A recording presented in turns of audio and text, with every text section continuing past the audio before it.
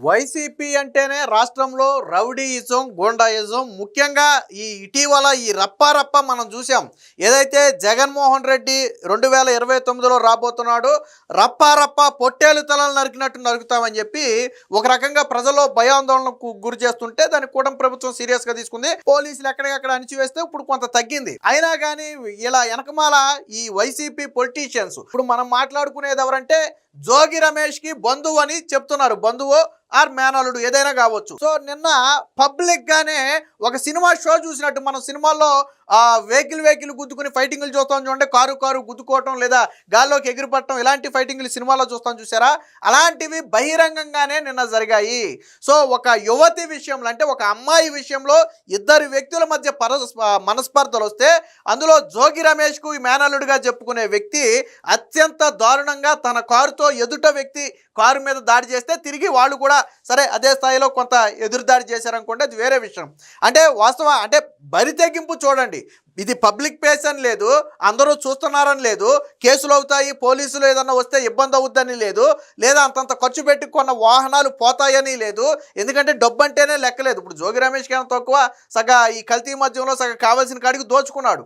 So దాదాపుగా రాష్ట్ర ఖజానాకే 9 కోట్లు నష్టం చేశాడని నిన్న తాజాగా సిట్ ఇచ్చిన రిపోర్ట్లో చెప్పింది. సరే దాన్ని ఏమన్నా తెలాపాపం తలా పిటికడని చెప్పి ఆ దోషం సొమ్ము ఏమన్నా తలకాత పంచాడేమో బంధువులకి తెలియదు. కానీ నిన్న జరిగినటువంటి ఈ ఘటన ఇప్పుడు రాష్ట్రంలోనే భయభ్రాంతులకు గురి చేస్తుంది.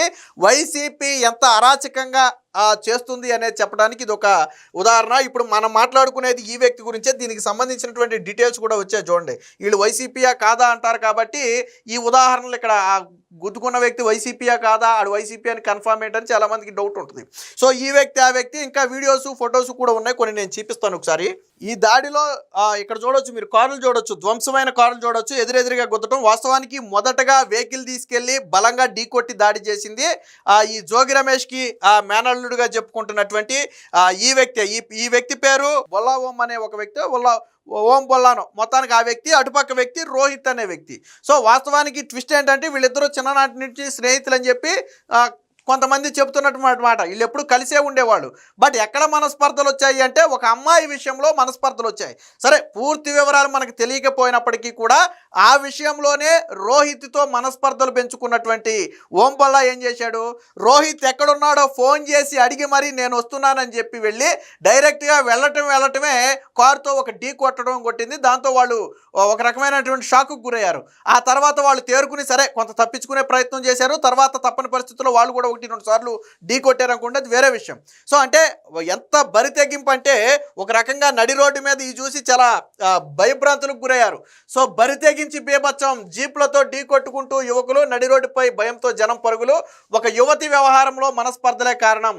వారిద్దరూ చిన్ననాటి నుంచి ప్రాణ స్నేహితులు. ఓ యువతి వ్యవహారంలో మనస్పర్ధలు తలెత్తాయి. ఇది కాస్త ముదిరి నడి రోడ్డుపై వాహనాలతో ఢీ కొట్టుకునే వరకు వెళ్ళింది. అవి ధ్వంసమైన, పగిలిన, కసి చల్లారక దిగి మళ్ళీ కిందకి దిగి మళ్ళీ వాళ్ళు వ్యక్తులుగా కొట్టుకున్నటువంటి పరిస్థితి అయితే జరిగింది.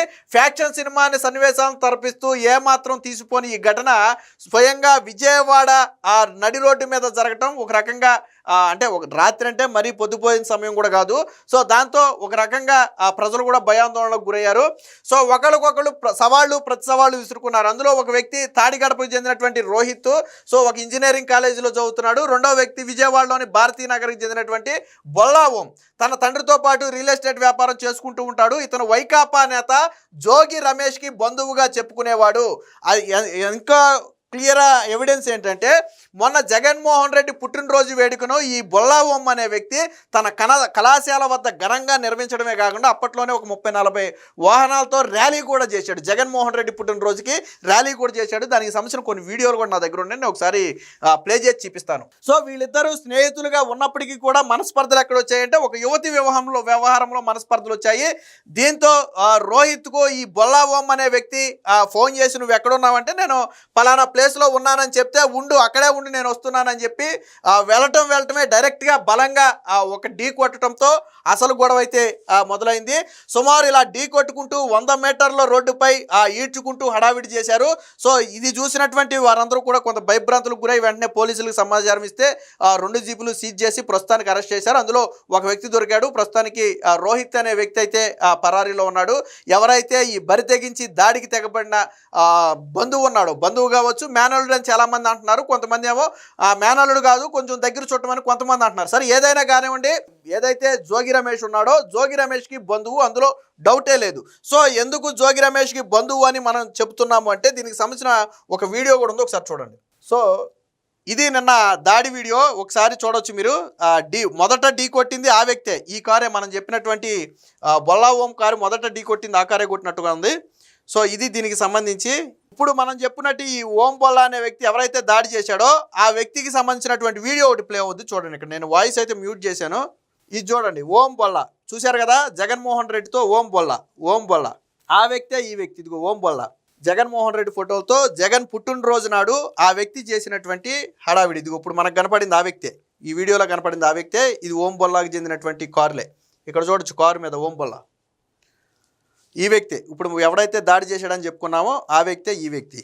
సో ఇప్పుడు వైరల్ అవుతున్నాయి. ఇది జోగి రమేష్కి అనుచరుడుగా లేదా ఇదిగా చెప్పుకునే ఈ వ్యక్తికి సంబంధించినటువంటి వీడియోలు ఇప్పుడు వైరల్గా మారుతున్నాయి. ఇది చూడవచ్చు, మొత్తం తారులతో కాన్వాయ్ వేసుకుని, ఇదిగో ఈ కాన్వాయ్ అది ఇప్పుడు మనం చెప్పుకున్నటువంటి ఎదర రెడ్ ఈ డిజైన్ ఉన్నటువంటి కాన్వాయే ఆ కాన్వాయ్.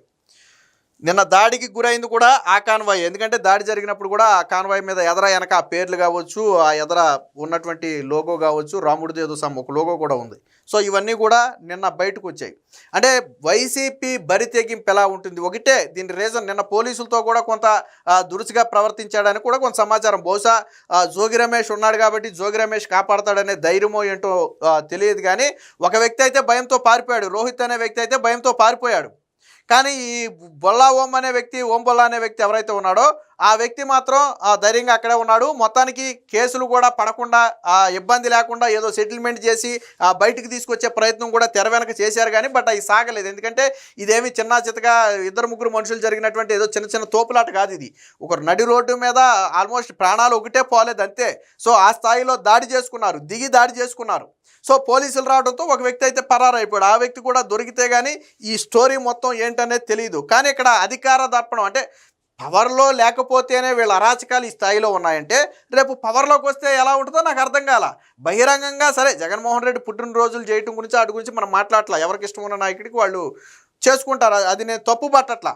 కానీ వెనకమాల మాకంటూ ఒకళ్ళు ఉన్నారు, జోగి రమేష్ ఉన్నాడు, లేకపోతే ఇంకొకళ్ళు ఉన్నారు, లేదా నాకు డైరెక్ట్గా జగన్మోహన్ రెడ్డే తెలుసు కాబట్టి నేనేం చేసినా నన్ను ఎవడు అడగరు, నడి రోడ్డు మీద నేను ఎలాంటి బరితెగింపులకైనా చేస్తాను, ప్రజలు చూస్తుండగానే దాడులు చేస్తాను, తొక్కించుకుంటూ వెళ్తాను, గుద్ది చంపేస్తానంటే ప్రజాస్వామ్యంలో ఇవన్నీ కుదరవు.